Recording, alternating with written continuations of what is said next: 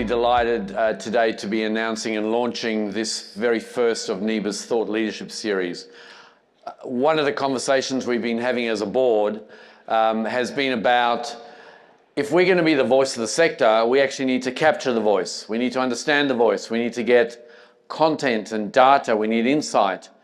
You saw before lunch, we spent a lot of time talking to politicians. Fantastic to talk to politicians and regulators, media, stakeholders.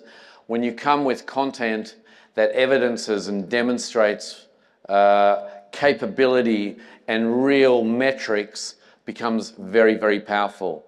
And in many ways, that was some of the stuff that felt like the opportunity.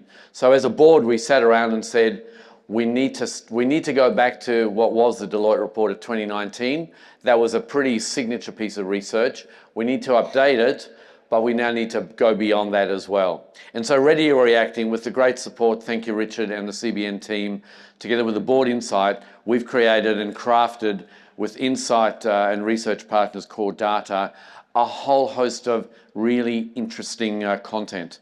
You can see why we're doing it, you can see what we're doing it, and the how is basically three things.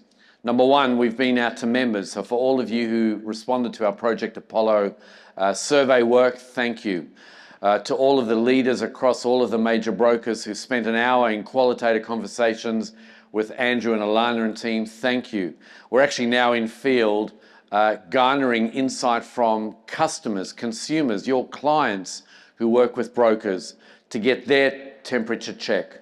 So if you take the sector voice with the leader voice and the consumer voice, you end up with an aggregate of what I think is going to be leading edge insight. And today is just giving a little flavor of that. I'm just going to present a few factoids and a few bits of fact, but mostly I wanted to have a conversation with Alana, who has been the lead researcher on this. I'm really keen to unpack from her some of the info. So like with everything in this conversation today, we spent the first session talking about shaping change, the global context, shaping change, the second one, geopolitical. The panel that comes after me, which Craig is going to facilitate, is shaping change, the broker perspective. And in many ways, this research is a bit of a curtain raiser to some of that conversation. So think of this as the Wheel of Fortune. What you've got in front of you are basically your voice, your insight, your comments, the big 8 issues that you said to Core Data is keeping you up at night, the things that you're thinking about. And if you have a look at the top of the clock talks about regulatory change, this overreach of regulation, or too much regulation without the removal of some. And informed consent is probably an awesome example of how that's played out this year. So when regulation hits business, you're either ready or you're reacting. You're either ready or you're not. And one of the things you can see at 89%, 86% versus preparation of 62%, you can start to see there's a bit of a gap playing out. And as we roll around the clock, things like AI, professionalism, education, seeding new talent, the new risk landscape, you can see on the left-hand side of the issue is the current ranking, and you can see the preparation question that sits beneath it or beside it. Anytime you see a difference in numbers, we're calling that effectively the strategic gap. The thing that says, what does the future look like? Where do we need to focus on? And if I use the informed consent example as an example, again, big board discussion around how do we help the market kind of get ready, prepared for informed consent. That gap was palpable, and it felt like every time we ran a session, people were responding, people wanted to turn up, people wanted to hear, and they wanted to listen. And I think that's a really important part for NIBA to play. There's a media release that we put out just earlier this morning, and effectively we're suggesting that this is a roadmap for all of us to think about how do we navigate and negotiate the next 10 years. Because most of the issues that turn up on this clock are things that people are thinking about, responding to, and in some cases leading and shaping. Whether you're a large international global broker, whether you're a smaller high street broker, whether you're in the regions or whether you're in the cities, these are some of the things that are keeping us up at night. But in here as well are the opportunities. And you heard Gary speak on this morning about what some of those opportunities are. So if the world is going with a lot of regulation, if the world's going with a lot of AI and tech, how do we position the broking profession to kind of be so close to the customer? Because the people who are closest to the customer ultimately can shape and guide and influence and provide service. So rather than just placement and rather than just being helping, it's how do we position brokers almost as the professional risk analyst and guide, helping people to interpret the landscape, bringing some of the macro conversations, some of the macro risk and global conversations where it meets business, and how people then think about their risk before they decide to offset it, manage it, place it, and so on. So in here are some of those conversations. The third bit of insight I just wanted to share briefly with you is that we then ranked not only the gaps as you saw in that previous slide, but we then ranked what's the level of an issue of disruption, ranked them from 1 to 8. And what you can see right up front, it's been a concurrent theme from the first masterclasses this morning until now and beyond. Tech and automation, regulatory demands, this kind of new risk landscape, which is all the stuff that the last panel spoke about. How do you help people when there's fires and floods, when there's heat? In some places you've got volcanoes, when there's a whole world of hurt and pain, and how do we help businesses, communities and families kind of manage and negotiate that? Interestingly, if you just tap further down, broker strategic advisor tosses into my previous comments, but there's a lot of work that we're doing within NIBA at number 7 and in number 8. So Stella and Greg Mullins are chairing the NIBA education conversation. What does the future of education look like in the NIBA context, in the NIBA world? Large bit of think work just starting. And the kind of workforce changes and how do we seed people coming into the sector is really all about ensure your future. So the IYF team, who's been hard at work for the last couple of years going, you know, demographics, just go to Dom's earlier slide, there's lots more generations coming into the sector. How do we make insurance a really attractive proposition? How do we make it a place where people can build a life and a career when in most rooms like this, if we had a straw poll and said, who's here by design versus who's here by I fell into insurance, most rooms I've been in fact, let's just do the piece. Who is in this room because when you were 18, 19 or 20, you said, I want to be an insurance broker? Okay, we have some hands. Go, Lynette. Who's here by accident because it just happened? Okay, so look around. There you go. There's your straw poll. For the researchers in the room, it looked like about 96 to 4, roughly. But anyway, these are important conversations and in many ways a bit of a roadmap and a guide for the NIBA board, for the NIBA committees to think about how do we shape change into the future? How do we make the broking profession as attractive as possible? So you've kind of been doing all of the research. Tell us what, I mean, how did you think about it at the front end and what's started to turn up for you? No. So when we sort of first, spoke to yourself and the team about doing this research, ultimately we had a look at what was already out there. And although there's sort of bits and pieces here and there, and we did, there was a Deloitte report, we wanted to really do research that gave us that kind of 360 view of the entire sector. So that was, talking to brokers, talking to clients, and through that we did a survey to 400 brokers, many of which you in the room probably answered. So thank you for that, as well as 400 clients or your customers who that's actually just finished in field this morning, which is great. And we also did sort of 14 focus group styles with leadership teams across the width and the breadth of the sector. As well as case study style interviews. So there's a lot that goes into this, which is great. And really people have been so generous with their time, which is always fantastic. As a Cordata, we get this really interesting position where we, get to see a lot of different parts of the financial service sectors. And you don't always get that time, which is great. So yeah, it's been really good. Fantastic. Can we just dip into you had 13 or 14 qualitative interviews with the leadership across the sector, so broking leaders in this room and around the country. Much more qualitative, different kind of Yeah. different kind of conversation. Tell us a bit about that. Yeah, no, it was great. And really what I was quite blown away by was the energy in these rooms with these leadership teams. There's a real sense of pride for the sector on how far it's come up until now. But, some of these leadership teams have been in the sector 30, 40 years, and they still have that energy to really drive that change forward in the next 10 years. So it's been great. This report that we have done is a real passion project of these leadership teams and of yourselves. And some of the topics that have come up, like technology and AI and shaping change, that was all discussed within these groups and is also daily discussions of these leadership teams. And ultimately, a lot of them are talking about, technology and making sure that they are starting to remove some of that legacy technology that maybe these broker firms would have been quite comfortable with up until now, but ultimately doesn't help shape the sector over the next 10 years.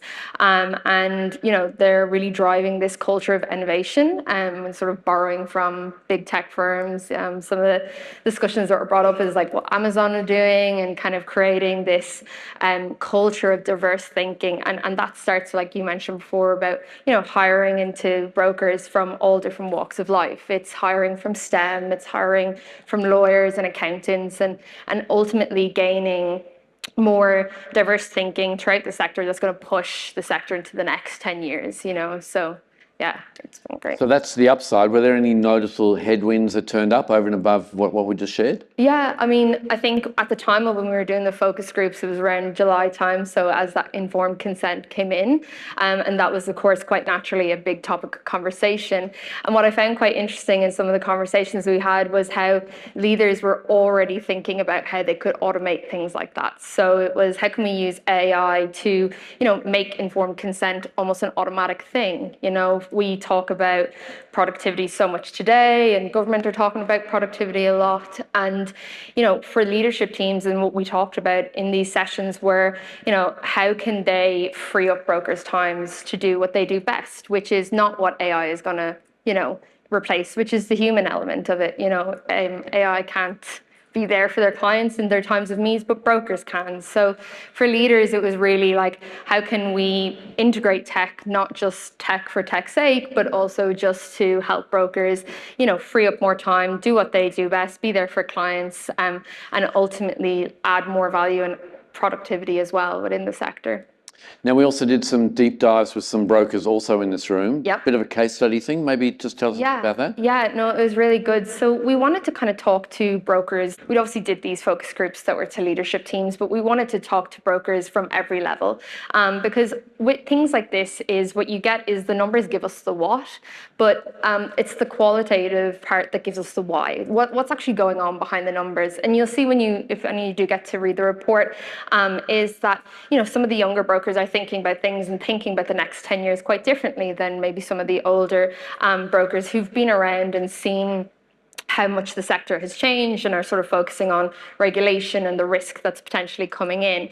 But when we spoke to junior brokers, they're already looking at AI and implementing it to just make their own lives quite easier. And whether it's things like education, knowledge is so available now and days. So those case study style interviews, they ultimately gave us the stories as well.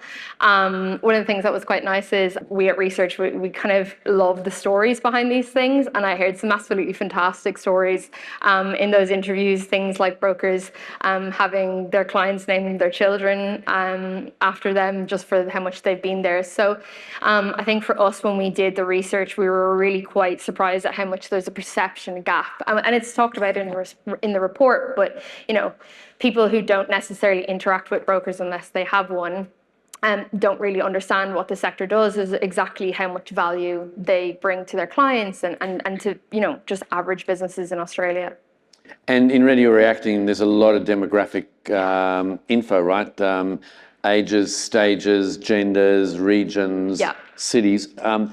It's an interesting matrix. How does that kind of play out in terms of some of the insights that have come through? Yeah, one of the things we looked at is the size of brokerage firms and the focus of which these firms are looking at. And when we notice is things like the smaller firms, for them, what they're focusing on immediately is regulation, which is not ultimately what we want. We want them to also thinking about technology and AI and automation and helping to kind of free up those like low value tasks with that. The other aspect is sort of the mid to large firms. They're kind of doing a little bit more of a balanced approach. It's also regulation, it's also risk, but it's also technology. And then the larger firms, so they're a turnover revenue of about 1 million plus, they're ultimately primarily focused on technology. So it was very abundantly clear when we looked through the data that tech and how integrated technology is within a firm is actually going to be the differentiator over the next 10 years. Because there's a lot of insight in terms of the next steps around confidence and innovation in the future, and it is different depending on size of business and kind of thought about how to leverage technology, right? Exactly. And what we notice as well is that the firms that have a higher level of integration of technology within their firms, they were just much more prepared for those disruptions that you went through there in terms of across all 8 of them. So they're far more prepared than the lower integration tech firms. So those lower integrations, they would be more like relying on kind of limited technology or what we call legacy technology that they've had around for a few years, but ultimately doesn't let them be agile, doesn't integrate with the rest of their systems very well. So when firms have that higher level of integration, they're just much more prepared for what's going to happen in the future and kind of adds to that resilience. The other thing that we notice as well within that demographic information is growth mindset. So we went through that a good bit, and growth mindset ultimately is when a firm is planning in the next 10 years to grow and grow their client base and expand. And when they have that growth mindset, they're also far more prepared for those disruptions as well. So if we're going to kind of take away anything with that report, it really is integration level of technology, if you've got that really well, and then also if you have that growth mindset, and that really helps add to that sort of future fitness is what we might call it. Nice. We've spoken a lot this morning about the customer of today. Tomorrow there's a panel with a couple of clients of the sector. You've mentioned we've just about to close off the survey work. So like how important is it to pulse check we can say whatever we like about ourselves, but how important is it to actually get the voice of customer, the real voice of customer, into the conversation? Yeah, and it is so important, and that research should be coming out near the end of the year, if not early next year. And we've taken a look through some of the data that we've kind of gotten through already, and already just some of the verbatims and things clients have said is, oh, my broker is a core part of my business. They're a partner to me. They really care about us. They are there when we really needed them. And that's ultimately doesn't stretch out to the perception of the insurance broking sector as a whole. And that's what's kind of critically important. So it's important to bring the clients into the room because they're the ones that are also spreading the message about the value that brokers actually bring to them. And ultimately although you might think as brokers, you're the champion in the sector, it's the clients really. And they're the ones who are going to do the hard work of getting the message out there around how much their broker does for them and the value of the sector as a whole. And tomorrow we'll share a little bit of insight about another bit of research, but the opportunity for clients, your clients, to participate in this research work. We'll share the QR code tomorrow because the more clients, the better. And I think back to the advocacy message and the engagement message, being able to own the voice of customer who use broker, which is what we do, but to do that in aggregate and at scale becomes super, super powerful. And it helps us engage with the consumer sector, helps us engage certainly with the regulators and government. So I think that's kind of where we're heading. Yeah. Any closing comments, Alana?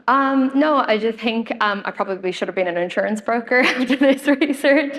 But no, ultimately, it's been fantastic to be part of this work and to really see the value. And if anybody has any questions about the research, feel free to approach myself or Andrew.